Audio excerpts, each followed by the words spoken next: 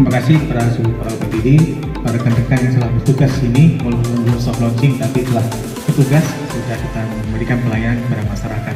Di sini tadi telah diberi gambaran oleh Bapak Asisten 2 bahwa kita sebelumnya di tahun lalu Aceh Tengah telah menyiapkan infrastruktur fisiknya walaupun belum sempurna, tapi kemudian kita di tahun 2003 ini kita mantap telah dibangun. Inilah bukti kita memberikan yang baik buat masyarakat, memberi pelayanan terbaik buat masyarakat.